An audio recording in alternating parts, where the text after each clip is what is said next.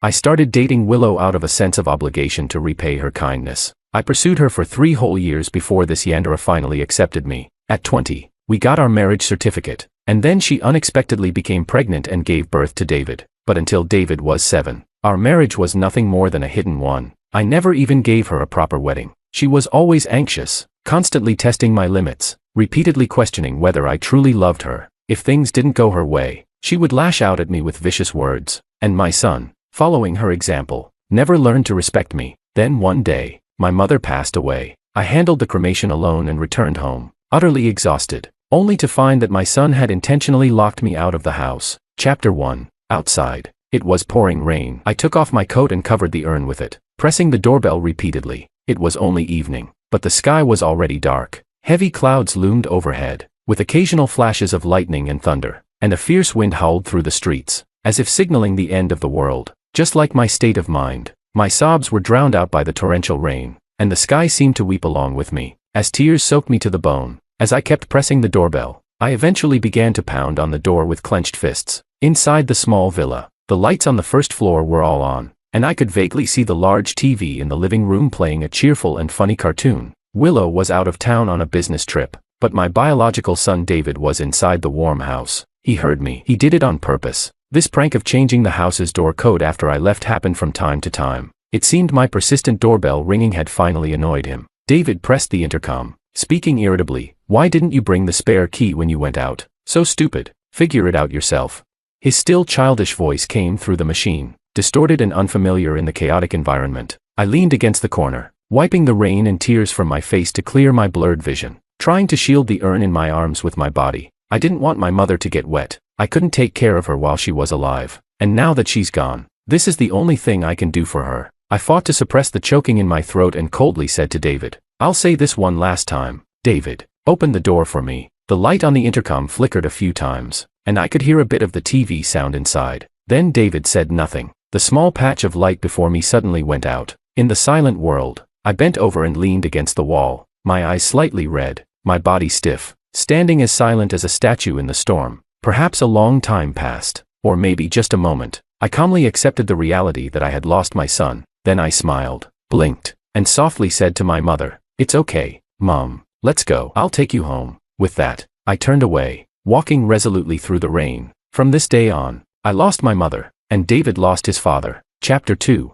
I took a taxi back to the southern part of the city, far from the Liu family's neighborhood. This area had few grand high-rise buildings. Instead, it was filled with old and aging apartment complexes. Yet, I felt an unprecedented sense of relief and peace here. As I stepped into the narrow, dimly lit stairwell, the warm yellow voice-activated lights flickered on with each step I took up the stairs. It felt as though they were saying to me, "It's been a while. Welcome home." But when I reached the 5th floor and stood in front of the familiar door to my home, I realized with frustration that my pockets were empty. Raindrops dripped from my pant legs, quickly forming a small puddle at my feet, and the cool breeze in the hallway instantly sent chills up my arms. Without hesitating too long, I turned and knocked on the neighbor's door. The door soon opened, revealing a man with disheveled hair, wearing a tank top and shorts, a cigarette butt dangling from his mouth. He looked at me, and I looked at him, both of us momentarily stunned. I had expected Uncle Han to answer the door, but instead, I slowly nodded, letting the raindrops from my hair fall, and gave him a polite smile that was hard to fault. "Sorry to bother you, but I remember my mom left a spare key to our house with you. Could you please get it for me?"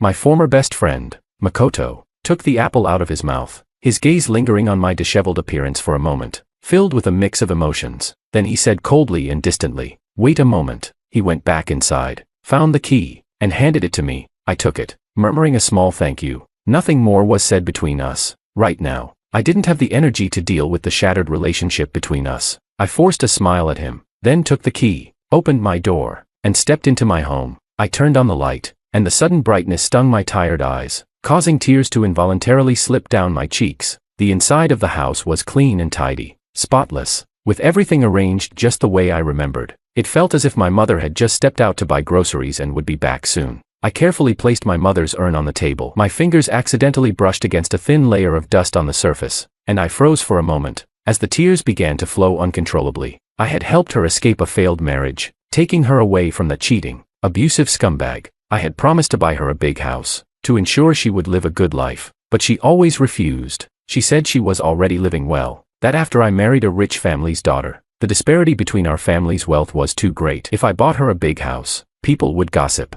saying I must have taken a lot of money from my wife and that I was a phoenixman. The money I gave her over the years, she had almost entirely saved up. It had become a small passbook, along with her ashes, one of the few belongings she left for me. After her divorce, my mother's favorite thing to do was to flip through the photo album of me and David. Her rough hands left one mark of longing after another on the pages, but whenever I brought her to stay at our home for a few days so she could see her grandson more, she would often leave in a hurry after just one meal, because Willow didn't like having her mother-in-law in the house, treating her with politeness but coldness. And David, no matter how much I scolded him, always wore his disdain and annoyance towards his grandmother on his face. I thought I still had time to change all of this, but who would have known that my mother had cancer, and she kept it from me, refusing to tell me.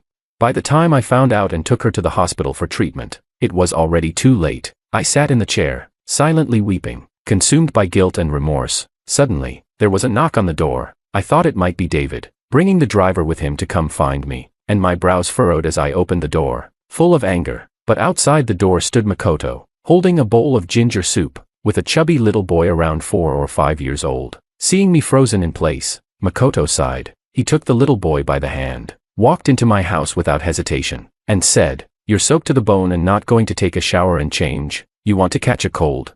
Chapter 3. There were still many of my old clothes left at home, all of them washed, dried, and neatly stored in the closet by my mother. After taking a shower, my eyes red from crying, I stepped out of the bathroom and found myself at a loss for what to do next. The TV was on, with a little boy sitting quietly on the sofa watching it, while Makoto, with practiced ease, had picked up a wrench and was fixing the old, worn-out pipes. As soon as the boy saw me come out, he sweetly called out, "Hello, Godfather." I paused, towel in hand, looking at Makoto in confusion. He casually handed me a bowl of freshly made porridge and, with a slight nod of his chin, gestured for me to eat. Then, in a calm tone, he introduced, "This is my son, Kenta. He's 5 years old." I almost choked on the porridge, my eyes widening as I blurted out, "You got married?" It wasn't that I was overreacting, but since our school days, Makoto had been a staunch advocate of not getting married. He often joked that when he had enough money, he would just lie back and enjoy life, and when he'd had his fill, he wouldn't burden anyone. If he had some spare cash, he'd open a retirement home to cater specifically to people like him. But Makoto simply raised an eyebrow and replied, "Who says you have to get married to have a child? George, do you have any idea how many people consider me their unforgettable first love?" He explained to me that this was a child left to him by his ex-girlfriend after she cheated on him. She had failed in her attempt to win him back and, in her despair, wanted to reconcile with him, but he refused and cut off all contact. After all, a woman who could abandon her own child didn't deserve to be a mother. He had once thought he'd live out his life alone, but now he found that spending every day raising a child, eating, drinking, and enjoying life wasn't such a bad experience after all. I glanced at Kenta with some concern, and years of brotherhood had kept our bond strong. Makoto understood what I meant without me needing to finish my sentence. He waved his hand dismissively, and Kenta immediately hopped off the sofa, running over with little huffs and puffs, looking up at his dad with bright eyes that resembled a puppy's. Makoto smiled and pinched his chubby cheeks, saying, "He's carefree. He doesn't care who his mother is. I even suspect he'd call anyone who gives him tasty treats and fun toys Dad." Makoto gave him a light tap on the back of the head, and Kenta instantly turned to me, wrapping his small arms around mine. He said, enunciating each word clearly, "Godfather, can I play with your phone? If I call you Dad from now on, would that be okay?" Hearing him call me Dad left me momentarily dazed. For years, David had been growing more and more unruly at home. He was always disrespectful, treating everyone around him with the purest form of malice a child could muster, and when he saw me get angry, it only made him more gleeful. All of this started because, one day, he didn't like the food and poured the leftovers over the nanny to show his dissatisfaction. In a fit of rage, I gave him a smack on the bottom. That was the first and last time I ever laid a hand on him, because when Willow found out, she immediately called the police, sending me to the station for a lesson, and even threatened to have me detained if I ever touched our child again. After that, he started calling me by my full name. It had been so long since he last called me Dad. I swallowed the bitterness in my throat, feeling a swirl of complex emotions at Kenta's innocent "Dad." I patted his head, suddenly remembering a call Makoto once made to me, and I smiled, saying, "That's right, I'm your other dad in this world." Kenta cheered, his chubby arms wrapping around my neck as he happily wiggled around, like a fluffy golden retriever puppy. Makoto's sarcastic tone came from above, I thought someone had completely forgotten their promise to me. I vaguely remembered that in the early hours of one morning, half awake, I received a frantic call from Makoto. When I heard his panicked voice on the other end of the line, I knew something was terribly wrong. Sure enough, he was out of breath as he said, "George, I've done what you asked, but something unexpected happened. I bought a train ticket for 3 a.m. and I'm leaving right away." But I cut him off before he could finish. "Makoto, remember this, you will always be my brother. From now on, your family is my family. Your parents are my parents. If you have siblings, they're my siblings. And if you have children, they're my children. You don't need to worry." So how could I possibly forget? He's been my best brother for life. But as soon as I said those words, he immediately hung up, and we lost contact after that. It wasn't until a year later that we found out it was a false alarm, and he no longer needed to drift around without a home. But after he came back, the Liu family gave him a hush money and demanded he never show up in front of the Liu family again. Willow even forbade him from having any contact with me, or the Liu family would find a way to put him in jail. Thinking about it, I let out a long sigh. So many years had passed, yet it felt like only an instant. Just then, my phone suddenly rang, and the caller was Willow. Chapter 4. Where did you go? As soon as I answered, that familiar yet cold and distant voice came through. Makoto signaled Kenta to lower the TV volume, then crossed his arms and glared at me from the side. Kenta glanced at his dad and then mimicked him, crossing his own little arms and blinking up at me with wide eyes. Seeing the two of them, so alike as if they were cut from the same mold, I couldn't help but chuckle. When I didn't respond, Willow was silent for a moment. Then her tone softened, with a hint of pleading. "David can't sleep. He wants to hear a bedtime story from his daddy. George, please come back." "Okay, he's just a child. Don't hold it against him." It was always like this. Every time David misbehaved, she would only coax him and indulge him. Even if he committed the gravest of mistakes, she wouldn't let me lay a finger on him and would even go so far as to lash out at me. With a mother who always had his back, it was no wonder David didn't respect me as his father. She loved to play the role of the doting mother while forbidding me from being the strict father. She thought it didn't matter, that he was just a mischievous child who would outgrow it in time. I let out a slow breath, feeling weary. I really didn't want to argue anymore. So, I calmly asked her, "When are you coming back?"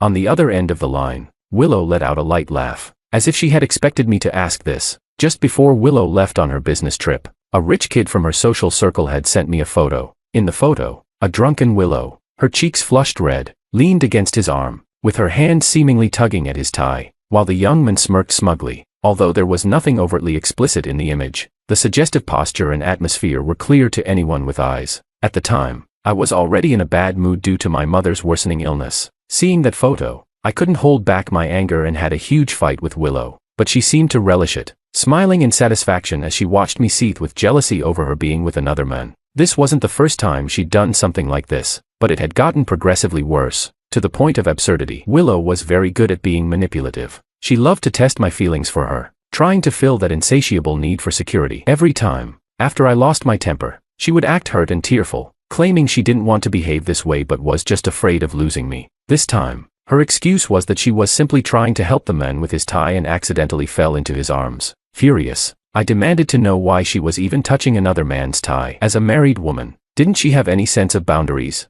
She shed a few tears, but I refused to relent, insisting that she give me an answer. So, she instantly grew cold, told me to calm down, and left me to return to work, leaving for her trip the very next day. And so, we began a Cold War. In the past, it never lasted more than 3 days before I would be the one to make peace. This time, Willow was still waiting for me to make the first move, but 7 or 8 days passed, and Willow never received a call from me. When David complained to her, she took the opportunity to call me, giving me a way to smooth things over. After her soft laugh, she asked, "Do you realize your mistake? Do you know what you did wrong?" She was waiting for me to apologize, to admit my fault, and to sweet-talk her. Only when she was thoroughly appeased would she forgive me, and as a reward, she would tell me she'd be coming home the next day. It had been 10 years, and she never tired of this routine, but now, I was tired of it. I was silent for so long that Willow began to sense something was off and tentatively called out, "Honey." I mimicked her soft laugh, my tone as casual as if I were commenting on the weather. "Willow, come home soon. Let's get a divorce." Chapter 5. After dinner, Makoto and I ordered some drinks. Kenta came over, curious to try some, but Makoto quickly scooped him up and put him back in the bedroom. Though he initially flailed his little arms and legs in protest, within a minute, he was sound asleep, snoring softly like a little piglet. Ah, the quality of a child's sleep is truly something else. The two of us hadn't had a night like this in a long time, drinking and reminiscing, Our conversation flowing from the funny moments of our youth to the grand ambitions we had in high school. Most of it was playful banter, with the occasional hint of nostalgia, looking back on those times when most of our experiences could now be laughed off. But the more we drank, the more chaotic my thoughts became. It was as if, in an instant, perhaps triggered by a single word, my mind was flooded with past and present troubles, all swirling together in a tangle I couldn't unravel. One moment I was talking about how awful the food was at the school cafeteria, and the next, my thoughts drifted to the last time I was home, when my mother made a huge meal for me. She proudly said, "Maybe the food I make isn't as good as the Liu family's private chefs, but these are all your favorite dishes from when you were little. As long as I can still cook, I want to make them for you. Once I'm gone, you won't have them anymore." At the time, I just scolded her for saying such ominous things. But now, as I recalled it, guilt overwhelmed me like a tidal wave. That day at the dinner table, she kept watching me, barely touching her own food. I can't remember the exact look in her eyes, only that when Willow urged me to leave, my mother hurriedly got up and went to the kitchen to bring out 7 or 8 jars of pickled garlic that she'd made, my childhood favorite. She carefully packed them into a bag, reminding me as she did so, "You have a bad habit of saving the best things for last, never wanting to use them. But when things spoil, it's a waste. What's the point of regretting it then?" She handed me the bag, smiling as she looked at me. She said, "You should eat when it's time to eat, do what you need to do, and let go of what needs to be let go. Some things, once they're gone, are gone. Don't hold on to memories and dwell in the past. You're my only son. Your happiness is more important than anything else. All right, go on now. Don't keep your wife waiting. Take these with you, and let your wife and son try them too." I left in a hurry, giving my mother nothing but the sight of my back as I walked away. But because I came home late, Willow threw a huge tantrum, and those jars were all dumped into the trash that very night. Thinking about it now, I suddenly found myself at a loss for words, drinking one glass of alcohol after another. The bitterness spread through my mouth, and I couldn't tell whether it was the memories or the alcohol that was more bitter. I took a breath and couldn't help but cough deeply. Staring at the glass in my hand, I gave a silent, bitter smile. Makoto interrupted my thoughts, refilling my glass. He said, "Stop thinking about it. Just eat, drink, and let it all go. Get drunk, sleep it off, and let the past stay in the past. Tomorrow is a new day." My tears welled up, and I looked at him, choking on my words. My mother, Makoto had seen the urn. He knew everything. After a moment of silence, he gently patted my shoulder, offering no other words of comfort, only a single sentence that had carried us through 20 years of friendship. "Brother, I'm here." That night, Makoto and I drank until we were both drunk, like we were back in our school days, sleeping in the same room. But this time, he slept on the floor instead of the top bunk. I felt like a piece of driftwood lost at sea, having left the safe harbor of my mother, but now finding a moment of respite on the ship of friendship. There was no love anymore, nor did I need it. With Makoto and Kenta by my side, I slowly pulled myself together and began preparing for my mother's funeral. But a day later, Willow showed up at my doorstep with David. She looked as elegant as ever, wearing a meticulously tailored light blue dress, made of expensive, delicate fabric. She had her hair styled, the smooth strands falling over her shoulders, enhancing her already beautiful features. She held a box of homemade chocolate truffles in her hands, softening her otherwise cold aura. It was as if nothing had happened. Her lips curved into a faint smile as she said, "Honey, let's go home." "Okay." She knew that I had been attracted to her beauty from the very beginning, and she often used it to her advantage, acting coquettish. Seeing that face, any anger I felt would usually dissipate by at least half. But this time, I remained unmoved. I calmly told her, "I've drafted the divorce papers. They're in our bedroom drawer. If there are no issues, let's find a time to finalize it." The smile vanished from Willow's lips. Her gaze darkened as she stared at me. When she found no trace of humor in my expression, she paused. Then, she avoided the topic, pushing the well-dressed little boy at her feet forward, her voice cold as she said, "David, apologize to your father." David, dressed in a brand-name tracksuit, had his hands in his pockets, scowling with disdain. Hearing Willow's words, he refused to look at me, staring instead at the stairs, muttering a half-hearted sorry with evident annoyance. Willow smiled and looked up, saying, "Honey, is that enough?" All I felt was a pounding headache. Did they really think I was that easy to placate? This mother and son duo clearly took me for a fool. My response was to shut the door in their faces with a heavy thud. Chapter 6. It seemed like Willow didn't quite grasp what had just happened. It was a while before my phone suddenly started ringing. When I answered, Willow's angry voice came through. She was struggling to keep her temper in check as she asked, "George, do you really have to be this childish? Why are you being so petty with a child?" Childish? Then what would you call all those melodramatic performances Willow put on for me before? Was she just being shameless? I sneered back at her. You don't have to come looking for me, Willow. Just seeing the two of you makes me sick to my stomach. Willow's breath hitched abruptly. I had never spoken to her like this before. Even when I was utterly exhausted by her willful behavior, I never showed her this level of disgust and weariness. In her eyes, I was supposed to be the person who loved her the most in this world, who cared for her the most. How could I possibly say something like this to her? Willow's breathing betrayed her growing panic. As if she was afraid of hearing anything more hurtful from me, she quickly hung up the phone. I held the phone in my hand, leaning back into the sofa, and exhaled deeply. The truth is, Willow and I came from two entirely different worlds. We never should have crossed paths. Willow came from an illustrious family. Her parents were titans in the business world, and she had been raised in luxury, a stunning beauty, cherished by everyone around her. The only regret was that her parents were too busy, so she was raised by her grandmother. Her grandmother was elderly and doted on her excessively. When she couldn't control Willow, she indulged her temper, turning the young Willow into a spoiled and willful child. Then, one day, young Willow was kidnapped. The kidnappers were vicious, not only demanding a huge ransom but also harboring some sickening desires. Although Willow was eventually rescued unharmed, the ordeal left her mentally shattered, and her personality changed dramatically. No one knew what she had gone through during that harrowing time. Afterward, her parents remained busy, and only her guilt-ridden grandmother stayed by her side. Year after year, later, I was in a car accident, and my family couldn't afford the treatment. The person who hit me was even poorer than my family.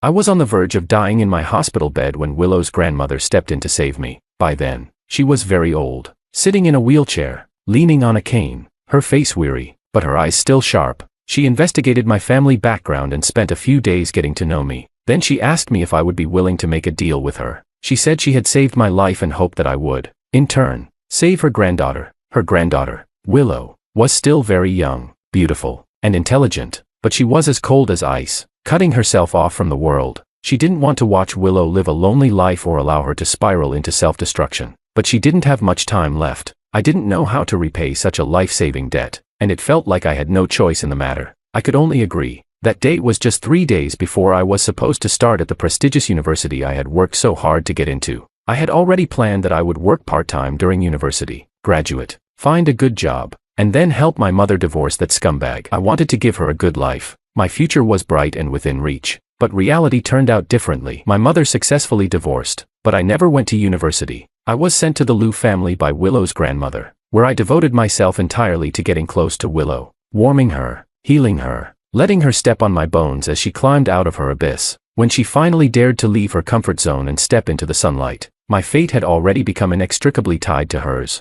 Willow's grandmother passed away peacefully, without any regrets, but she never told me how long I would have to repay this life-saving debt and all the other help I had received over the years before it would be considered repaid. Chapter 7. Willow was unaware of all this. She had become completely dependent on me. Even though I had been by her side for 3 years, she still feared that I would suddenly disappear and leave her. So, she wanted to keep me with her forever. As soon as she reached the right age, she hastily arranged for us to get our marriage certificate. But even with that certificate, she still felt uneasy. Every day, she would come up with new ways to ask me, "Do you love me?"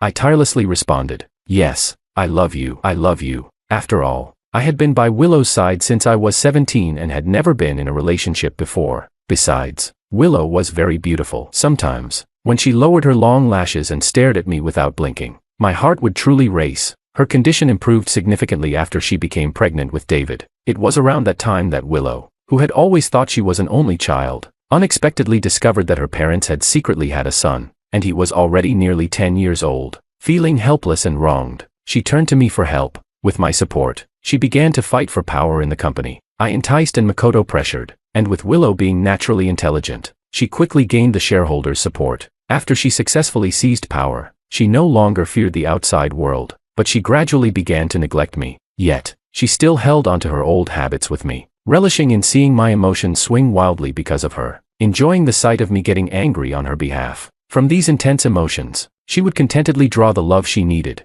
It's been 10 years. For 10 years, I've been her husband who wasn't fit to be seen. In her social circles, I was kept in the shadows, and in her company, I was like a ghost, invisible and irrelevant. The reflection in the mirror showed a man with hollow, tired eyes, as if all vitality had been drained from him. Meanwhile, Willow had transformed like a phoenix rising from the ashes, becoming more mature and elegant, her aura even more dignified and refined. Time seemed to have barely left a trace on her exquisite face, but I could hardly remember. What was 17-year-old Willow like when George first met her? What was 20-year-old Willow like? The one who was so full of love for George, who dreamed of marrying him, who needed to cling to him every night to fall asleep. I couldn't remember, but I did remember that we still hadn't had our wedding. I once said I would use the money I had saved over the years to give her a grand wedding. She hesitated, saying it might be better not to. Seeing my confusion, she tried to explain. I want a wedding with just the two of us. You've done so much for me. So on our wedding day, I want to be the one to confess to you, and I'll ask you over and over again if you love me. You only need to answer, I love you. No one else needs to witness it. I'll remember that moment forever, knowing that you will always love me. How could I not understand the hidden meaning behind her words? 10 years have passed, and those painful yet happy youthful days are gone. My mother's death was a wake-up call, finally pulling me out of the foggy dream I had been living in. I realized that what needed to be done had to be done, and the past had to be left in the past. I couldn't hold on to it any longer. Since David didn't need me as his father, I would leave him with the Liu family. In a way, this could be seen as a life for a life. The debt of gratitude should have been repaid long ago. From now on, I will no longer be Willow's husband, nor will I be David's father. I will just be myself. I will be George, the George who picks up the university acceptance letter he missed at 17, ready to set off on a new journey. Chapter 8. My mother's funeral was a modest affair. After all, she had been married for many years, dedicating herself entirely to the family. Relatives had become distant, and friends had lost touch, so there were hardly any people who would have come to her funeral. So, I saved the money and chose a burial plot for her with a beautiful view. At first, I bought one plot, but later, I bought two more, because Makoto insisted on copying the tradition from the outlaws of Mount Liang. He said that if George were to be buried here in the future, he planned to be buried here too. Brothers in life, brothers on the road to the afterlife, and companions in the next life as well. Kenta, fully agreeing, raised his little hand and said he wanted a plot too. Makoto flicked his forehead, telling him that he could choose one when he grew up. You're too young now. If you don't like it after we buy it, you'll make a fuss. What had originally been a heavy matter was made so light and lively by them that the sorrow weighing on my heart was considerably lifted. Kenta, feeling a bit disappointed about not having his own burial plot, held my hand on the way back and said, Dad, then buy me an ice cream. That'll make me feel better. Makoto scolded him. What are you sad about? You already had a cone this morning, and now you want another. Are you planning to lose all your teeth? Kenta, a master at looking pitiful, gave me a pleading look. I was speechless, and just as I was considering whether to buy him one or not, a sharp shout suddenly rang out from behind. He's my dad. You can't call him that. David appeared out of nowhere and pushed Kenta hard, knocking him to the ground. Kenta caught himself with his hands, but the tender skin on his palms immediately got scraped and started bleeding. He bit his lip, and tears welled up in his eyes as he cried out, Dad. Anger surged within me as I helped him up, glaring coldly at David, who stood there with clenched fists and red eyes, glaring back at me. David flinched under the intensity of my gaze, his pupils contracting slightly. His expression was stubborn, his tone accusatory, as he reminded me, word by word, I'm your son. I immediately frowned and said to him, I don't have a son as despicable as you. David froze on the spot. When he finally snapped out of it, tears streamed down his face in large drops, but he still stubbornly tried to hold back his sobs. Wiping his tears away with his sleeve, he looked up at me, eyes full of defiance, and shouted, If you don't go back, Mom's going to leave with another man. I knew that. Lately, I had been receiving a lot of taunting texts and photos of Willow being intimate with different young men. Blocking and deleting them didn't help, so I ended up getting a new phone number. Willow hadn't learned a thing. She still believed this tactic would always work on me, but I didn't care about her anymore. So why would I care about what she did with anyone else? My expression remained calm as I gently patted Kenta's back, soothing him, but when it came to David, I was utterly indifferent, saying, That's perfect. You can just get a new dad. David looked at me in disbelief, as if he was only now realizing that my attitude toward him had completely changed, and that, maybe, I really didn't want him anymore. David, still a child, couldn't hold back his sobs any longer and began to cry loudly. He clung to my leg, sitting on the ground and refusing to let go, crying so hard he started to hiccup. You have to come back with me. You can't be someone else's dad. Kenta had already stopped crying. He looked down at David, who was crying and throwing a tantrum on the ground, with wide eyes. Then he frowned and said to me disdainfully, Dad, I don't want this brother. He cries so ugly. David heard this and his crying stopped for a moment. I took the opportunity to pull my leg free, then coldly glanced at the bodyguards watching from the side of the road. I said, Don't worry. He's not your brother. You don't need to care about him. The bodyguards hesitated before stepping forward to help their young master up. David. His eyes glazed over, looked up at me, as if my words had truly hurt him, but I simply took Kenta's hand and turned to leave. I didn't spare David another glance. Chapter 9. Getting the divorce certificate from Willow wasn't easy, especially when she finally realized and learned about my mother's passing. The incessant stream of taunting texts and flirtatious photos with various socialites suddenly vanished, leaving me in peace. When Willow showed up at my door again, she wasn't wearing a designer dress, nor had she done her hair. Her hair hung loose, her face pale and drawn, looking rather pitiful. It was clear she wasn't in a good state. It seemed she had finally realized that when I said I wanted a divorce, I meant it. Some things needed to be discussed, so I let both of them in. David was unusually quiet this time. He stood beside Willow, clutching her skirt, but his eyes were fixed on me, filled with cautious longing. But no matter how he looked at me, I didn't return his gaze. I acted as if he didn't exist. Willow sat across from me, her expression showing guilt as she softly said, "I'm sorry, George. I didn't know your mother's illness was so serious. Why didn't you tell me earlier? If I had known, I could have hired the top medical team in the country to treat her, no matter the cost. I would have made sure she got better." I felt calm as I told her. She was in the late stages of cancer. It was untreatable. Telling you wouldn't have changed anything. And besides, she was my mother, not yours. You never even called her Mom. So why suddenly care now? It's only natural you didn't pay attention. On the day she passed, I was with her the whole time. She had no regrets. She was at peace. Willow's pupils trembled, and her face turned even paler. She forced a dry smile, weakly saying, "We're married." So she was my mother too. Her words were laughable, as if she had shown her any respect or care while she was alive. I couldn't help but sneer out loud. Willow closed her eyes in embarrassment. After a moment, she changed the subject, saying, "I'll have the Liu family take care of the funeral. No need." I couldn't stand her pretense any longer, so I cut her off. I took out a document I had prepared earlier from under the table and pushed it toward her. Before I could say anything, Willow suddenly stood up, her voice breaking. "George, don't do this."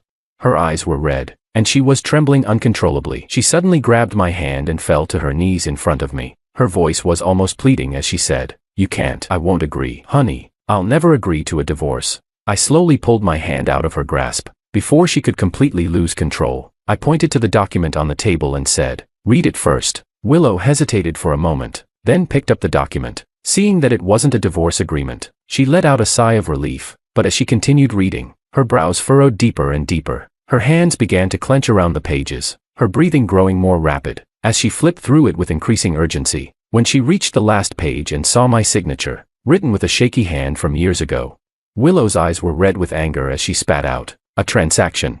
All those years you spent with me, loving me, was it all just to repay a debt to Grandma? A transaction." The document in her hands was the contract I had signed with Willow's grandmother all those years ago. It clearly stated that everything I had done for Willow over the years was not out of love, but rather as a fulfillment of a contract, a series of demands laid out in black and white. Willow stared blankly at the printed words for a long time, and at that moment, I delivered the final blow with a smile. "Willow, why don't you ask me again if I love you?" Chapter 10. Willow stormed out, leaving behind a quietly sobbing David, clutching his clothes and refusing to leave. He didn't fully understand the argument between his parents, the contract, or the transaction, but he understood one thing. Dad was going to divorce Mom and leave them. He slowly walked over to me, his tear-streaked face finally showing none of the defiance or arrogance it once did. His eyes filled with fear and uncertainty as he hesitantly took hold of my hand, choking out, "Dad, I'm sorry." It had been a long time since I'd heard him call me Dad, but now, looking at David and hearing him call me that, all I could think of was that rainy evening when he locked me and my mother outside. I couldn't bring myself to feel any sympathy for him anymore. In fact, as I looked at him, all I felt was a burning anger deep within me. We were father and son, bound by blood, yet he had only ever cared about his bond with his mother. As for me, his father, born into poverty, he couldn't even be bothered to glance my way. He had no respect for my mother, and he looked down on my background. To him, only his mother was worth caring about. Yet, because Willow disliked the school environment, I was the one who attended every parent-teacher meeting and event. And on the rare occasion that Willow attended, he would be overjoyed, proudly introducing his beautiful mother to all his classmates. I shook his hand off and sneered at him, saying, "What, Dad? I'm just your caretaker, aren't I? Just a caretaker you can't get rid of, one who disciplines you, which is why you hate me and have done everything you can to drive me away, right? Well, David, you've finally gotten your wish." David shook his head desperately, pretending to be ignorant as he tried to hug me. "No, you're my dad." I pushed him away, gripping his shoulders to make him stand up straight, and said, David, you're not a little kid anymore. If you can't respect my authority, then I won't treat you like a child. You're a man now, so you need to bear the consequences of your actions. I called the bodyguard who had been looking after David and told him to take him out of the house. As I was closing the door, I remembered what David had said to me through the intercom that rainy day when I was soaked to the skin. I smiled slightly and softly said to him, "Your dad doesn't want you anymore, David." The door slammed shut. David threw himself against it, banging and crying, his wails echoing through the hallway, but no one came to comfort him. A few days later, Willow asked to meet with me. She agreed to the divorce. I stared at the text message for a long time, then prepared some things and went to the meeting on time. Willow was wearing a tailored black dress, her expression cold and distant, once again exuding that untouchable elegance. On the table lay the divorce agreement I had drafted earlier. I was asking for $50 million in cash. I didn't want the car, the house, or the child. Given the work I had done for the company over the years, this amount was more than enough, and for Willow, it should have been within an acceptable range. Additionally, I planned to keep the shares Willow had given me during our relationship. Willow quietly watched as I signed my name on the paper. When I pushed the agreement toward her, she didn't make any move to take it. Instead, Willow curled her lips into a bitter smile, staring at me as she almost spat out her words through gritted teeth. "You deceived me, and you think you can just walk away and leave me behind?" I looked at her for a moment, then calmly asked, "Do you want to take revenge on me?" Willow let out a scornful laugh, leaning forward as she replied in a cold, contemptuous tone, "Do you think you're worth it?" Her gaze swept over my face inch by inch as she bitterly said, "You want to leave, to abandon me, but I won't let you have your way. I'll make sure you stay by my side forever. You won't be able to go anywhere." We stared at each other in silence, locked in a tense standoff. After a long time, I sighed, reaching into my bag and pulling out a stack of medical reports. "I'm seriously ill, Willow." Willow froze, the icy mask on her face slipping away completely. Chapter 11. Willow snatched the medical reports from me. Her slender fingers trembled as they brushed over the dark mass on the ultrasound image. How strange, she always seemed to remember to look back only when she was on the verge of losing something. But when everything was fine, she never seemed to care. When I was sick, she never said a warm word to me. But when she was ill, if I failed to take care of her in any way, she would accuse me of being uncaring and insensitive. Then she'd throw a fit, blaming me for not pampering her even when I was unwell, and for making her angry. Are all women like this? "It doesn't matter anymore," I said calmly. "Sign the papers, Willow. I'll only agree to treatment after we're divorced." Willow looked up at me, frowning and slightly parting her lips as if to say something. I stared into her eyes and added, "My health isn't good. If the treatment fails, I don't have more than a few months left. Don't make me die with regrets." "Okay." Willow fell silent. After a long pause, she finally picked up the pen and signed the divorce agreement. I had everything prepared, and while she was still processing it, I pushed her to finalize the divorce at the registry that very afternoon. With the divorce certificate in hand, I breathed a sigh of relief. I was finally free. As we left the Civil Affairs Bureau, Willow suggested that I return to the Liu family home, but I refused. She frowned and said, "In your condition, how can you manage on your own? At home, Mrs. Jean can take care of you, and besides," I raised the divorce certificate and waved it in front of her. Willow glanced at my pale, frail face and fell silent, but she couldn't help asking, "When will you come back?"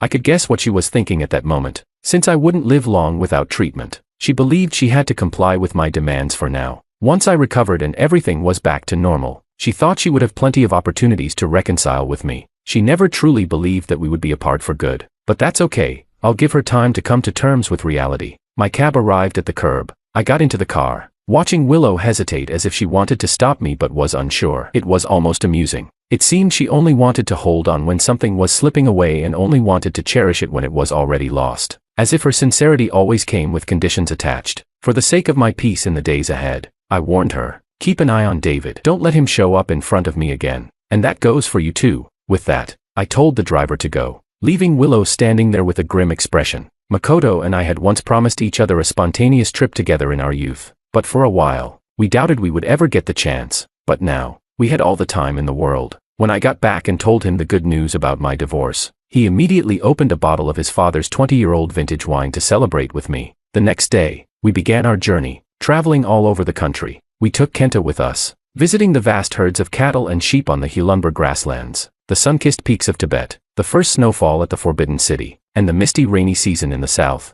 We had the time of our lives. Kenta was full of energy, not only keeping up with the pace but also being the best cheerleader, the perfect little companion. In the freedom of the open air, I felt like I had come alive again. With my best friend from the past and his child, I traveled to every place that had once been a dream of our youth. It was as if the soul that had been trapped in that hospital bed at 17 had finally awakened 10 years later. Of course, the journey wasn't entirely smooth. My phone was nearly flooded with calls from Willow. I didn't have a terminal illness. That was just a lie to get her to sign the papers. Chapter 12. When Willow first found out about the truth, she was absolutely furious. She nearly flew to Lijiang to confront me, but I just said, "We're already divorced. Can't you let go of me, Willow?"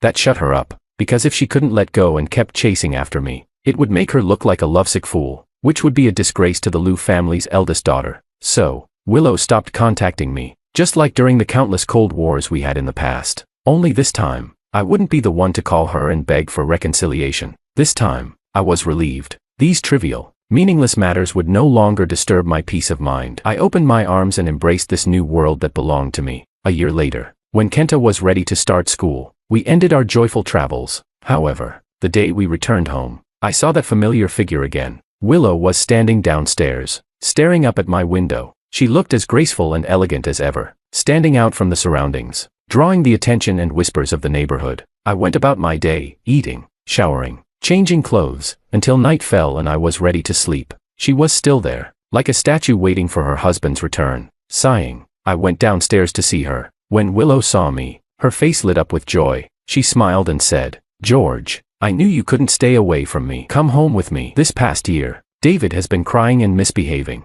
even neglecting his studies, all because he wants to see his dad. Seeing that I remained unmoved, Willow's voice trailed off. The evening breeze rustled the leaves, and the old streetlight cast a faint glow beside her. Finally, she dropped the pretense of using the child as an excuse and quietly said, "I've missed you. I'm sorry." I suddenly laughed and asked her, "Exactly what are you sorry for?" Willow's eyes brightened instantly. She stepped closer, speaking quickly. "I never cheated on you, not physically or emotionally. You know me. I just wanted to see if you still cared about me. I'm sorry about your mom, and I'm sorry for hurting you with my selfishness." She went on and on, saying that she hadn't stopped thinking about me for a single day this past year. She said she had seriously reflected on everything, but none of that mattered to me anymore. I told her, "Look, you've managed just fine without me this past year, Willow. It's not that you can't live without me. You're just used to having me around, and you don't want to let go." Willow's eyes reddened suddenly, and she shook her head, insisting that wasn't true. But I asked her, "Why don't you ask me that question anymore?"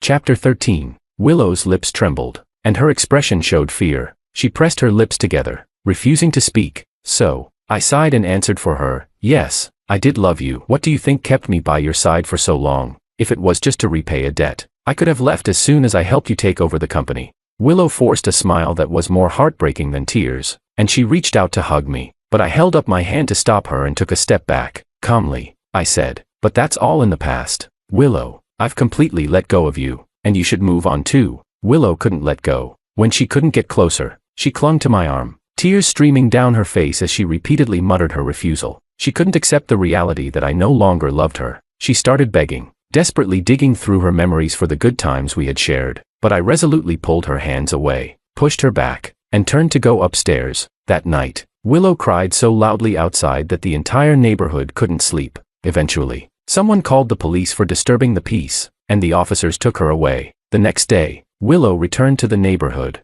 her eyes swollen, and fell asleep in her car. On the third day, I passed an online interview with a big company. I quickly packed my bags and left while Willow wasn't paying attention. Later, Willow showed up at my new job a few times, but I either avoided her or spoke harshly to her. After being together for so many years, she knew how to hurt me, and I knew what words would truly cut her deep. Gradually, she stopped coming. Then I got a call from Makoto. He told me, with exasperation, that Willow, or sometimes David, would show up at my old house to stay. In my rush to get divorced, I had forgotten to change the locks. I was silent for a long time. Finally, I said, "It's fine, let it be. When they're ready to move on, they'll stop going there. Until they leave my house, I won't go back. My life has restarted. This time, I'll move forward without looking back."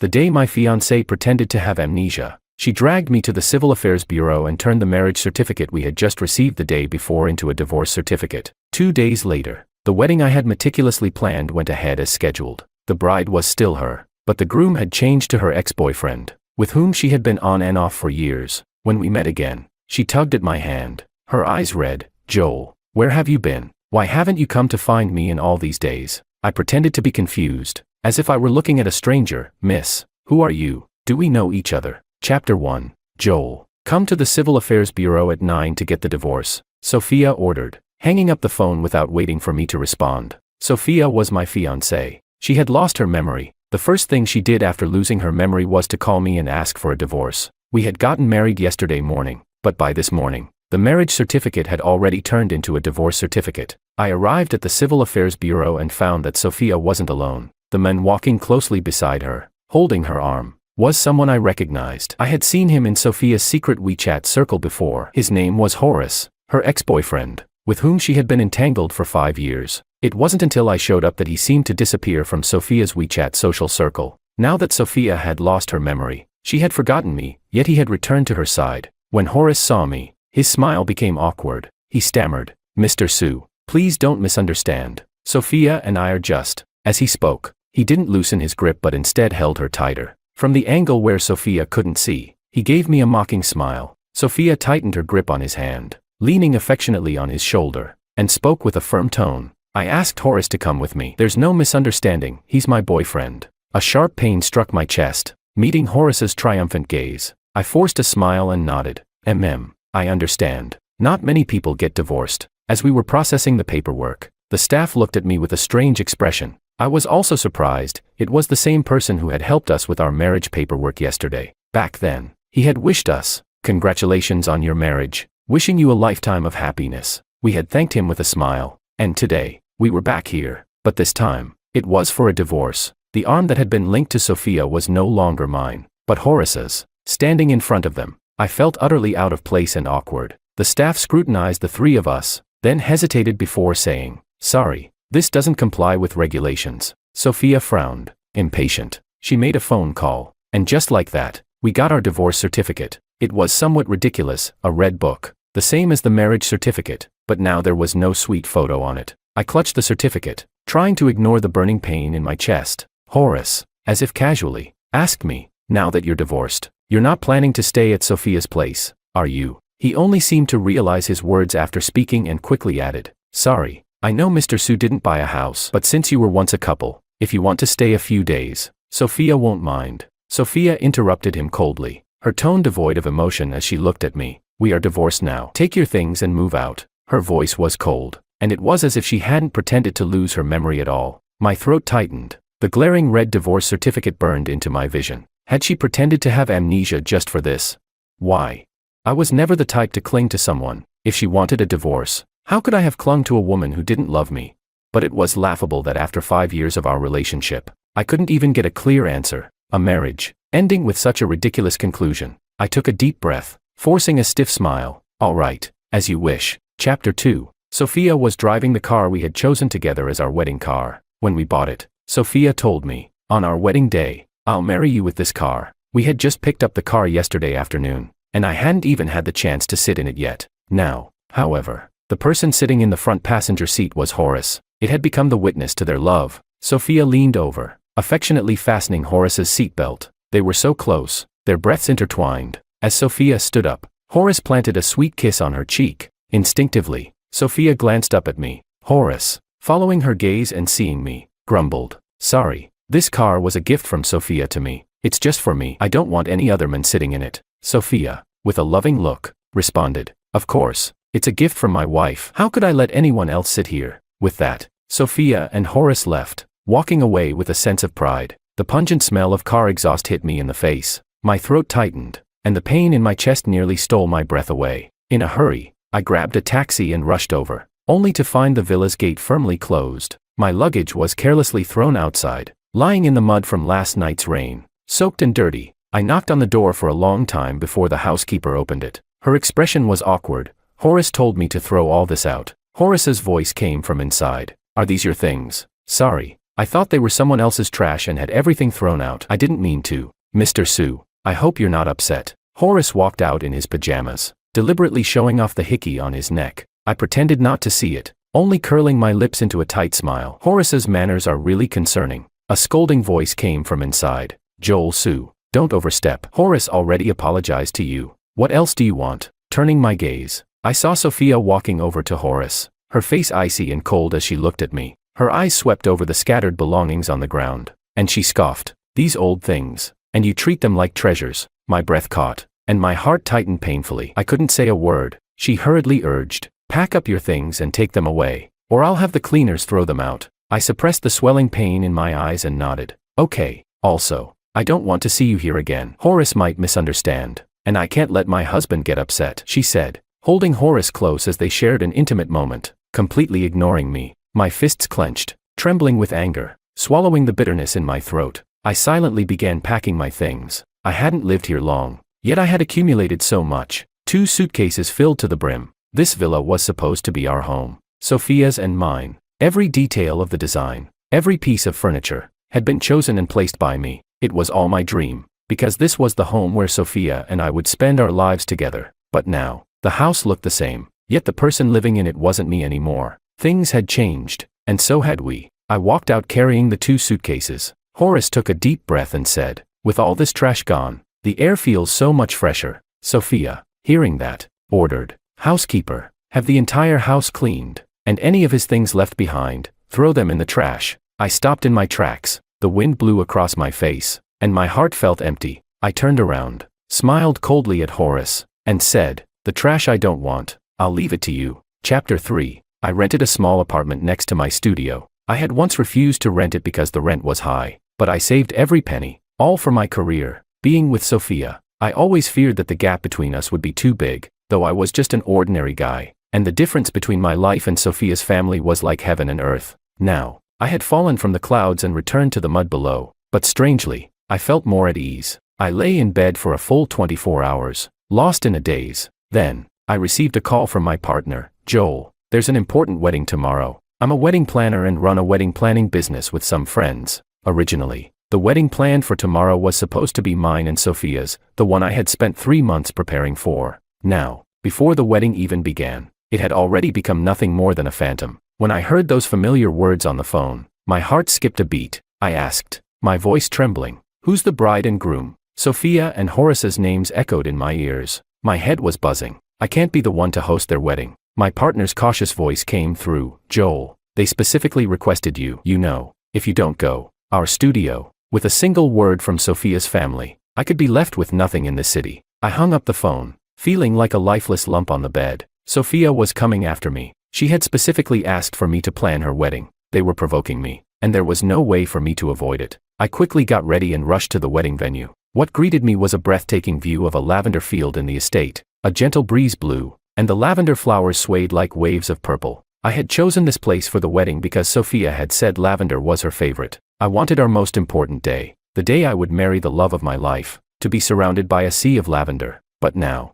looking at this sea of flowers, all that remained in my heart was bitterness. I pushed the bitterness aside and discussed the wedding details with Horace in a professional manner. He had many complaints, constantly pointing things out, asking for revisions. Sophia sat patiently beside him. She leaned into Horace's arms, showing no sign of impatience. Not long ago, she had leaned in my arms in the same way, tirelessly listening to my plans for our wedding. After wasting half the day, Horace finally said, "Forget it. Let's just stick to the original plan. After all, Mr. Sue is the most familiar with the original plan. I trust him with it." I stared at the dense notes on the tablet, my fingers gripping it tightly. The original plan he was referring to was the one I had designed for my own wedding. Sophia knew that too. Horace, seeing my silent expression, smiled smugly. He casually remarked, "The wedding is tomorrow morning. It's a bit rushed, but I believe Mr. Sue will do a perfect job." Right. I froze for a moment. Our wedding was originally scheduled for tomorrow morning. I lifted my eyes and met Horace's triumphant gaze. The wedding I had meticulously planned for a month was now being taken over by Horace. It felt disgusting,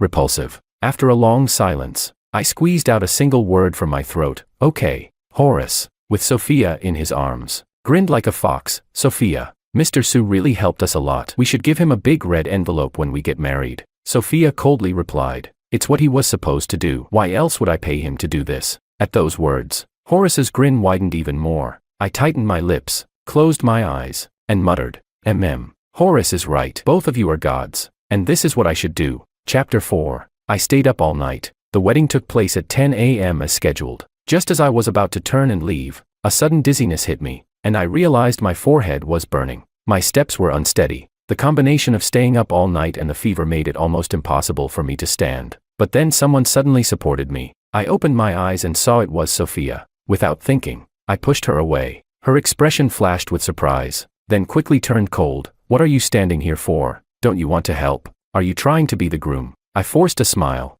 Money is hard to earn, and shit is hard to swallow. I didn't have the energy to argue with her. I silently turned and started to leave, but someone called me. Horace, dressed in a tailored suit, stood there with a confident posture. My eyes inevitably fell on his suit. This suit was originally chosen by Sophia for me, but now, it was on Horace. My fingers subconsciously dug into my palms, the sharp pain pulling at the tight strings in my mind. Horace smugly whistled in front of me. His face wore a fake smile. "Mr. Sue, do you think this suit looks good? Does it match the atmosphere of today's event?" I couldn't find the words, and just gave a half-hearted nod. His smile grew wider, and his eyes locked onto mine. I wonder if Mr. Sue would be willing to host our wedding. The string in my mind snapped at that moment. I looked up, my eyes burning with fury. Sophia seemed pleased with my reaction and ordered me, "Did you hear that? Horace asking you to host the wedding is an honor." A sarcastic smile tugged at the corner of my lips. "What if I say I don't want to?" Sophia looked at me coldly. "Then I'll have to think that Mr. Sue is incapable, I suppose.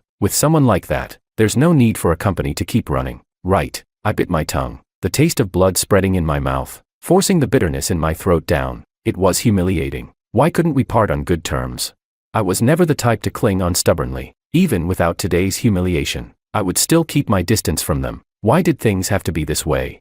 I numbly nodded. I walked past them, my steps unsteady. When I reached Horace's side, I stopped briefly. In a low voice, I said, "Horace, second-hand goods aren't suitable for you. Your shoulders are too loose, and your waist is too tight." I didn't look at Horace's suddenly darkened face, and quickly left. The wedding officially began. The sunlight filtered through the lavender field, creating a dreamy scene. Sophia, in a beautiful purple wedding gown, walked slowly into the lavender sea. Amid the thunderous applause, she placed her hand in Horace's. I thought I had become numb, but my eyes welled up uncontrollably. This was a wedding I had imagined countless times in my head. For 3 months, I had worked hard to make it a reality, but I wasn't the groom. My soul felt like it was torn into 2 parts, one in the flower field, aching with pain, and the other, numb, repeating the familiar lines I had said 1,000 times. I couldn't even remember how the wedding ended. I was burning with fever, drifting like a ghost back to my rental apartment. The moment I lay down, I fell into a deep, exhausted sleep.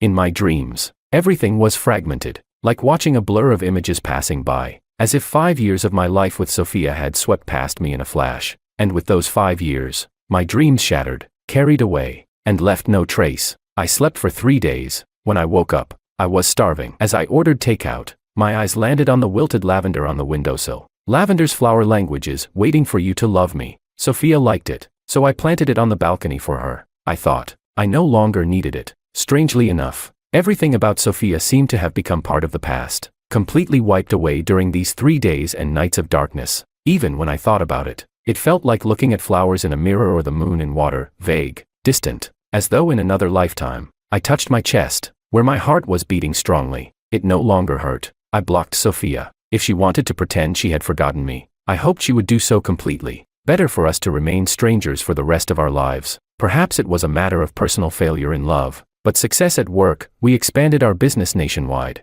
I started traveling frequently for work. When I returned from my last business trip a month later, I walked out of the company and saw a red sports car parked by the roadside. A woman leaned against the car door, looking tired. It seemed she had been waiting for a long time. When she saw me, she rushed forward, and in the backlight, I could clearly see her features. It was Sophia. I instinctively frowned, and before I could leave, she had already wrapped her arms around my waist from behind. Her eyes were red, as though I had done something wrong. "Joel, where have you been? Why didn't you come to find me?" A bitter smile formed in my heart as I looked up, my face now a mix of confusion and wariness. I looked at her like I would a stranger. "Miss, who are you? Do we know each other?" Chapter 5. Sophia froze completely, her face filled with disbelief. She anxiously hugged me tighter. "Joel, what are you saying? How can you pretend you don't know me?" Pain shot through my wrist. I frowned, my eyes turning cold. "Miss, please let go. This is harassment. If you don't, I'll call the police." Sophia didn't let go. Her gaze fell on my face. When she saw the unfamiliarity in my eyes, panic and unease filled her expression. Her voice trembled. "Joel, I'm Sophia. I'm your wife." I gave her a look of complete disbelief. In my struggle, I pushed her off forcefully. She winced in pain but still didn't release her grip. I yelled, "Crazy woman." She tried to cover my mouth, but it was too late. Passers-by quickly gathered around. She flustered and explained, "I'm his wife. He's just throwing a tantrum." I pulled her hand away. "She's lying. I don't know her." The crowd looked at us with confusion, and some of the bystanders even called the police. The police took both of us to the station. Sophia was my wife. She used to be. Now, she could only be called my ex-wife. The dates on the marriage and divorce certificates were just one day apart. Our marriage didn't even last 24 hours. After everything was clarified, the police looked at Sophia with unspoken words. After a thorough scolding, Sophia was released. Outside the police station, Sophia's eyes were fixed on me with a burning intensity. She asked hoarsely, "Joel, don't you recognize me anymore?" I stepped back in disgust and said indifferently, "I had a serious illness a month ago and lost a lot of memories. Should I remember you? If I've forgotten, then it doesn't matter." Sophia's expression looked hurt. She opened her mouth, wanting to say something. I cut her off. "I heard you're my ex-wife. Since you're my ex, I think there's no need for us to have anything to do with each other anymore." Sophia's expression became panicked. "Joel, let me explain." Horace's voice cut in, "Sophia." I looked toward the sound and saw Horace approaching quickly. His gaze filled with hostility. He arrogantly linked his arm with Sophia's and questioned, "Why are you here?" I scoffed, "Are you Sophia's husband? If you want answers, you should ask your wife, not me." The innocent bystander. Horace looked confused but stubbornly said, "Sophia can't be wrong." But unexpectedly, Sophia pulled her arm out of his grasp. Her gaze never once landed on Horace. She took a step forward, only to stop, seemingly caught by the wary look in my eyes. She hoarsely explained, "Joel, he's not my husband. We never got married. You're my only husband." At her words, Horace's face turned completely dark. He nervously tried to grab Sophia's hand. His tone urgent, "Sophia, let's go home, please." Sophia instinctively pushed him away. Horace stumbled backward, hitting his lower back on the ground, letting out a pained groan. He exaggerated the pain. "Sophia, I'm hurt." But Sophia didn't even look at him. Her eyes were locked on me, and her voice now carried a pitiful tone. "Joel, let me explain. I had amnesia before, and that's why I was tricked into divorcing you. But now I remember everything." I impatiently interrupted her. "I don't care. Please don't bother me." Chapter 6. I impatiently turned and walked away. Sophia tried to follow me. I coldly threatened, "This is a police station. Do you want to go back inside?" Her footsteps halted. Without looking back, I left. Behind me, I could hear Horace and Sophia having an intense argument. It had nothing to do with me, but Sophia began to cling to me relentlessly. She somehow found out where my rented apartment was and waited outside my door every day, looking pitiful. Whenever I opened the door, I was met with her face, which immediately made me frown in disgust. A brief flash of hurt crossed her eyes, but she insisted on handing me the breakfast she was holding. It was the small steamed buns and century egg congee I liked to eat. The packaging was from my favorite shop, a place far from my apartment. Yet, when she handed it to me, the breakfast was still steaming hot. I impatiently pushed her hand away. The breakfast fell to the ground. The buns rolled around, covered in dust. The congee spilled everywhere, splashing on my pants. I instantly lost my temper. "Can you stop causing trouble first thing in the morning? This is so annoying." She looked at me with wounded eyes. A little bit of congee spilled onto her hand, burning her skin, turning it red. She lowered her head, speaking meekly, "Joel, I'm sorry." I couldn't be bothered to listen to her explanation and slammed the door shut. After changing into fresh clothes, I deliberately ignored Sophia, who was still standing outside my door. She followed me pitifully, but my car's exhaust fumes blew right in her face. By noon, she persistently sent flowers and lunch through a delivery person. I refused to accept everything. The delivery driver, unsure what to do, called her several times. In the end, he could only leave the flowers and lunch at the company entrance. The heat was unbearable, and by the time I got to the food, it had spoiled, giving off a rancid smell. I pinched my nose and threw the spoiled lunch and the flowers, which had absorbed the foul stench all afternoon, into the trash. When I looked up, I met her wounded gaze. I furrowed my brows tightly and couldn't hold back my words. "Why do you always cause trouble for others?" Sophia bit her lip, her eyes clouded with a layer of gloom. I massaged my temples in frustration, my voice dripping with dissatisfaction. "Sophia, what's the point of all this? I don't remember you, and I don't want to remember you. Can you stop interfering with my life?" Sophia's face turned pale. She stood silently, her eyes filled with an indescribable sadness. After a long pause, she choked out, "Joel, can you give me a chance to wake up your memories? I've had amnesia too. I know how to help you remember." I interrupted her softly. "You had amnesia. I had amnesia. Well, now, neither of us owes the other anything. There's no need to recover our memories." Sophia's throat tightened. Pain flashed across her face as she spoke through her discomfort. Joel, are you still blaming me? I was tricked into divorcing you by Horace. Can you forgive me? I impatiently stressed. It doesn't matter. I don't care. Her voice abruptly trailed off. Her breath became shallow and uneven, as though the pain inside her was overwhelming. After a long silence, she rasped, Joel, you weren't like this before. Chapter 7. I work as a wedding planner. I've encountered all sorts of problems, big and small. That's why, in front of Sophia, I always keep my emotions stable. The only thing that makes me lose control is when Sophia claims to have amnesia and says she wants a divorce. I know she's faking it. This is just her trick to toy with me. But still, I lost control. I clearly saw the flash of self-satisfaction in her eyes. She took pleasure in my loss of composure. It seemed as if only if I were humble enough, pathetic enough, would it prove my love for her. Yes, it was only because of this that she tortured me, pretending to have amnesia to deceive me, enjoying this twisted form of psychological pleasure. How ridiculous. Is she still in elementary school? Does she test a man's love for her through acting?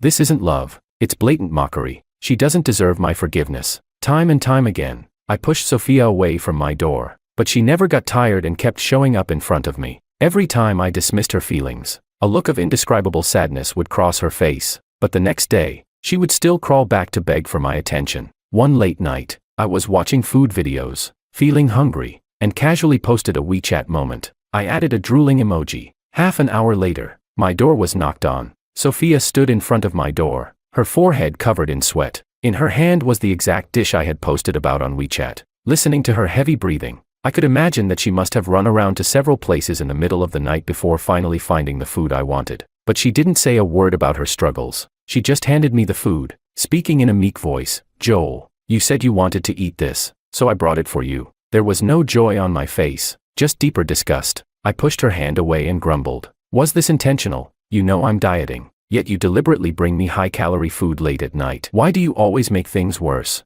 I coldly shut the door, but then, feeling unsatisfied, I opened the door again. Sophia's disappointed face instantly brightened, her eyes sparkling with hope. She asked eagerly, Joel, will you accept my gesture now?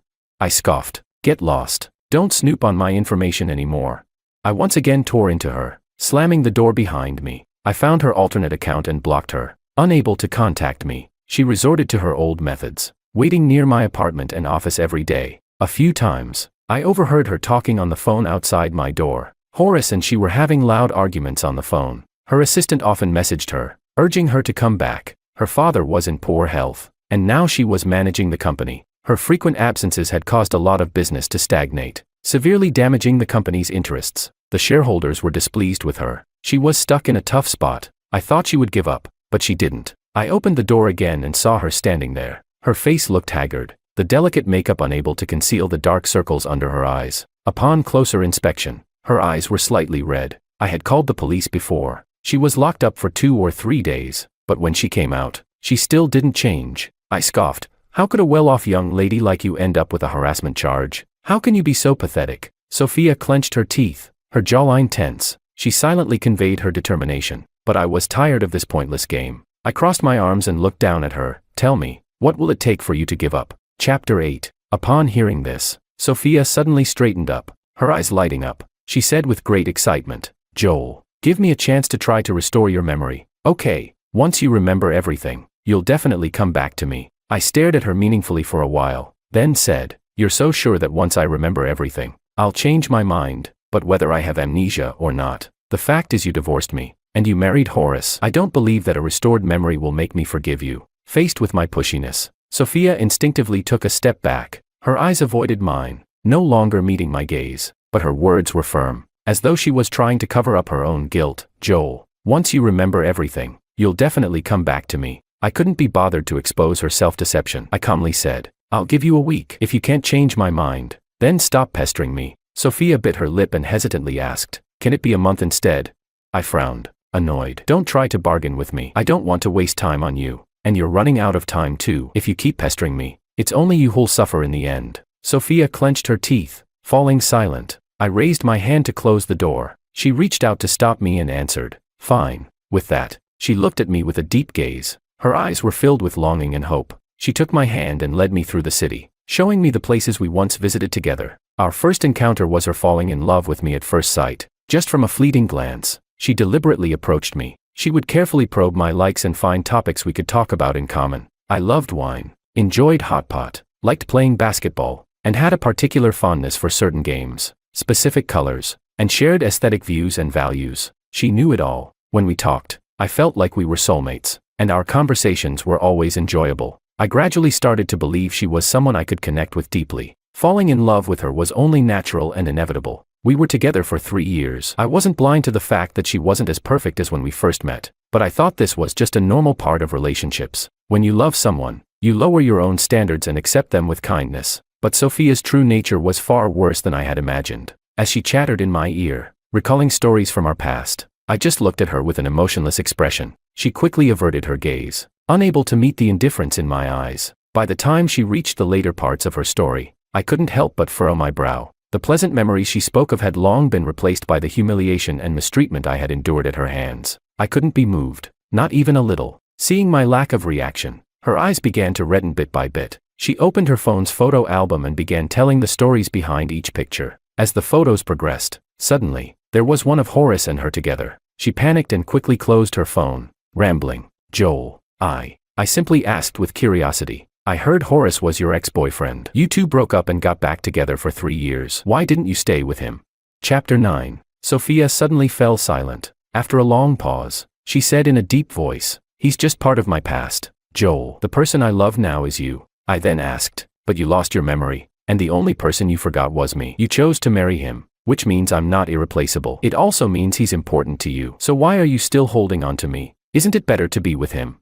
Sophia's lips turned pale for a moment, and she couldn't find the words. I calmly continued, "If you can forget, that means what's forgotten isn't important. You, like me, are expendable." I looked her straight in the eye, then added softly, "Besides, amnesia is never an excuse to mistreat someone." Her breath hitched, and panic spread across her eyes, consuming them. Her lips quivered, but her throat seemed to be completely dry. After a long pause, she quietly said, "Joel, I have 3 days. I will make you remember our past." I gave a sarcastic laugh and didn't respond. On the 4th day, she brought over the blue cat that had been sent to the pet store for boarding. The blue cat jumped to my feet, affectionately rubbing against my hand, unwilling to leave. As I stroked its dull, withered fur, my body stiffened suddenly. This blue cat was the birthday gift she gave me on my 26th birthday. A huge bouquet of lavender hit a 3-month-old kitten. The little kitten poked its head out from the flowers, looking so adorable that it softened anyone's heart. She held the flowers and the cat, with a gentle smile on her face. "Joel, would you give this little kitten a home?" I softly stroked the kitten's fluffy little head and said, without thinking, "Little kitten, would you like to come to my home?" The kitten let out a weak meow, but the voice that responded louder than the kitten's meow was Sophia's. "Yes, I'm willing." She squeezed beside me, her voice full of joy. "The kitten needs a mother too. You wouldn't want her to grow up without the company of a mother, right?" I understood what she was implying, and my heart raced. From that moment on, we began living together. Now, as Sophia spoke of that memory, her eyes were full of tenderness. I absent-mindedly stroked the blue cat resting in my lap, my expression distant, my heart as calm as still water. I remembered the day I was kicked out by Sophia. The only thing I could take with me was what they considered trash. Even though this blue cat was a birthday gift from her, it was officially mine, yet I couldn't take it away. A mocking smile curled at the corner of my mouth. I put on a stern face and reproached her. "How could you put a cat in with lavender? Didn't you know that lavender is toxic to cats? What if it ate some and got poisoned? Also, who gives a living creature as a birthday gift? This is a life, and the person who raises it is responsible for its entire life. Or do you see a cat as nothing? You think you can keep it when you want and abandon it when you don't?" My barrage of accusations left Sophia stunned. She stood there helplessly, her mouth opening and closing, but no sound came out. I gently hugged the blue cat in my arms. The cat was a gift from Sophia, but it was I who took care of it. I had never owned a pet before. After researching, I learned that cats shouldn't be near lavender. From then on, I made sure to keep the lavender and the cat apart, but she hadn't noticed, so even now, she could confidently bring up that incident in front of me. At the time, I thought Sophia was just following an online trend of giving cats as gifts, so I didn't think much of it, but the bullet she fired back then now landed right between her brows. I lifted my eyes, questioning her. "Since it's my cat, why did you hide it from me?" Chapter 10. Sophia was speechless. I calmly pressed on. "I lost my memory, so tell me, is it my fault? Is it because I didn't want to take care of it anymore?" Sophia clenched her fists, and regret and struggle seemed to suffocate her. She looked helplessly at me. "Joel, it's my fault. It's all because of my amnesia. and I didn't handle these things well, which made you sad. I promise I won't make the same mistake again. I lightly concluded. Amnesia is not an excuse for not taking care of a cat. I turned my gaze away, not looking at her pale face. I told her, since it's my cat, I'm taking it with me. At my words, Sophia's expression instantly brightened. Joel, I knew you wouldn't just abandon the cat. I abruptly interrupted her. Write a contract. You're not allowed to take the cat from me again. Sophia's smile froze. She muttered in discomfort. Joel, why are you being so cold with me? I scoffed. Let me remind you, Sophia, from my perspective, you're less than a stranger to me. Sophia stood still in shock, her eyes dimming instantly. Her face grew more and more pained each day. On the final evening, the sunset painted the sky, as brilliant as a work of art. We walked into the lavender field in the estate. The scenery here was so familiar. Everything was the same as the wedding a month ago. The only difference was the absence of the cloud of guests and the couple holding hands. We stood in the lavender sea. The breeze blew through my black hair, and the lavender swayed with it. In the bright afterglow, Sophia gazed at me intently. In her open palm was a familiar wedding ring. 2 months ago, that wedding ring had been on my finger, but on the day she married Horace, in this very lavender field, she had placed the ring on Horace's finger. How ironic, Sophia said softly. Joel, we once planned that our wedding would be grand here in this lavender sea. You would hold my hand, and in front of everyone, we'd make vows to each other, promising to grow old together. She gazed at me, her eyes seeming full of deep, unrepentant love. Joel, will you marry me? I couldn't help but laugh, pinching her chin. I mocked. You think I'm like Horace, someone who'll take whatever second-hand goods come their way? Sophia froze, stunned by my sudden response. Without mercy, I turned and left. I didn't want to stay in this wretched place any longer. After a long moment of stunned silence, she hurried after me. I paused my steps and coldly said, enough. It's the last day. Don't bother me after this. In panic, she grabbed my wrist. Her eyes were filled with bloodshot desperation, her voice full of pleading. Joel, just one last time. Please come with me to one place. I tugged my wrist impatiently. She didn't let go, her gaze full of humility. Just this last time. Reluctantly, I said, fine. When the car stopped, I saw a familiar villa in front of me. She hesitated before speaking. Joel, do you remember? This is our home. Chapter 11. Home? 3 months ago, I was kicked out from here in disgrace. My voice was firm. This is not my home. Sophia's expression became momentarily despondent. She instinctively reached for my hand, but I deliberately avoided her touch. I coldly said, Sophia, know your place. She bit her lip, silent. In the tense stillness, the door of the villa was suddenly pushed open from inside. Horace appeared, looking haggard, his stubble as though he hadn't groomed in a while. But when he saw Sophia, tears welled up in the corner of his eyes. He rushed forward, grabbing Sophia in a tight hug. Sophia, you're finally back. Do you know how long I've waited for you at home? I even saw the pregnancy test you threw away. Though you weren't pregnant, we'll have children in the future. Sophia's expression immediately darkened. She nervously looked at me, but instinctively pushed Horace away. Horace was standing on the stairs, and with her push, he lost his balance and fell backward, hitting his head against the corner of the wall, blood pouring out immediately. Everyone was shocked. After a long moment, Horace moved. He slowly lifted his lifeless eyes and stared at me with hatred. It's you. All because of you. Didn't you already leave? Why are you back here trying to steal Sophia again? He struggled and tried to lunge at me, but Sophia immediately stepped in front of me, shielding me. She snapped. Horace, haven't you had enough? Horace's eyes turned bloodshot in an instant. He glared at Sophia, his voice dripping with rage. Sophia, even now, you're still protecting him. I pushed Sophia aside and coldly reminded him. Horace, don't just spout nonsense and make baseless accusations. The villa's door has surveillance. It recorded everything clearly. If your brain is muddled, go check the footage and watch it properly. Horace's throat tightened.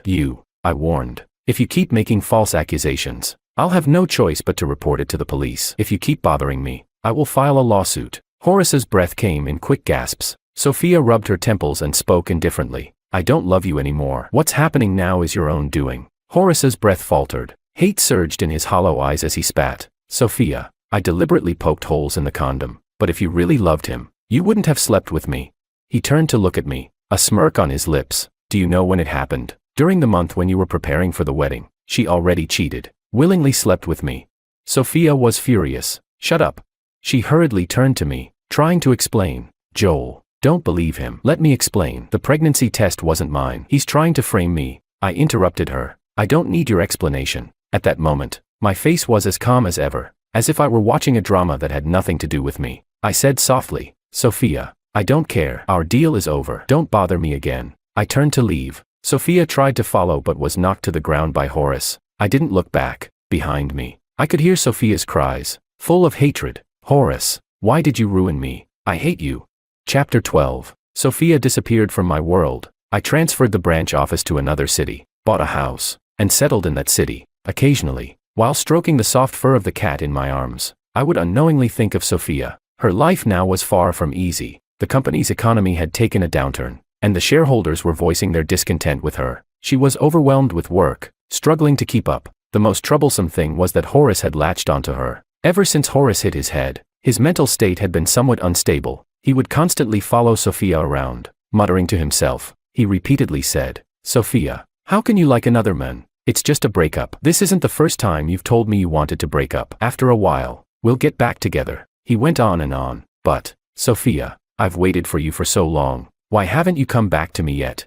Sophia was thoroughly annoyed by his persistence. She had hit him, scolded him, and tried to drive him away, but Horace would always come back to cling to her. Over time, Sophia grew more and more irritable. She lost control of her emotions and nearly beat Horace to death in public. Horace had a mental illness, so she wasn't held accountable. She was detained at a detention center. A video of the incident went viral online. Netizens furiously criticized her, condemning her from all sides. Under the pressure of online bullying, her past actions of stalking and harassing me resurfaced. Once again, she incited public outrage. Amid the negative public opinion, her company's stock continued to plummet. By the time she returned to the company, she was facing accusations from the shareholders. But now, Sophia had enough trouble of her own. She had someone beat Horace into the ICU. Horace's family members sued her, and the case went to court. Now, Sophia had only two choices: either lose the lawsuit and end up in prison, or take care of Horace for the rest of her life under the supervision of his family. This matter became a hot topic online for an entire month. When the media storm finally calmed down, Sophia and Horace secretly got their marriage certificate. She married Horace, whom she had always looked down on. For the rest of her life, she would have to care for Horace, whose mental state was often normal but sometimes completely deranged. Under the watchful eyes of his family, she would be entangled with Horace for the rest of her life. I never expected to meet Sophia again. It was just by chance. She spotted me, her eyes full of complicated emotions. After a while, she called out to me, "Joel, are you doing well now?" I glanced at Sophia. It was clear she wasn't doing well. Her hair had turned graying, the wrinkles at the corners of her eyes had deepened, and her face wore a dead, suffocating air of frustration. I heard that she still had shares in the company, but had no real power. Her career and family were both in shambles. I raised an eyebrow, ignoring her. Before I got in the car, her gaze lingered on me, unwilling to look away. I turned around, standing just far enough for her to hear my voice. "My amnesia was fake, and I know yours was too. We're even now." Sophia's pupils dilated in shock. She wanted to rush forward and confront me, but was stopped by Horace, who had appeared out of nowhere. Without hesitation, I got into the car and drove off, leaving her with only the exhaust fumes. When I was with Sophia, I learned that she had a 5-year-long on-again, off-again ex-boyfriend. To say I didn't mind would be a lie. She repeatedly assured me that she would never have anything to do with Horace again. But during the month I was carefully planning our wedding, she and Horace crossed paths once more. On the morning she got her marriage certificate, I left in a rush for work. When I came back early, I heard sounds from the bedroom that I could hardly bear to listen to. It was Sophia and Horace. It felt like a thunderclap. I didn't even have the strength to push the door open. I didn't expose her. I left Sophia with a shred of dignity. Cheating was my bottom line. I couldn't tolerate it, but for a moment, I couldn't bring myself to say anything. Yet, Sophia grew greedy. I overheard her talking on the phone with a close friend. She said lightly, "I regret it. I don't want to be tied down by marriage at such a young age. Besides, he doesn't love me as much as Horace does. Horace would do anything for me. He's not like him. Too calm, too boring. I want to take a break from him, and when he's figured things out, he can come back to me." Amnesia. If I lost my memory, would he lose control? I want to see how far he would go for me. It should be interesting.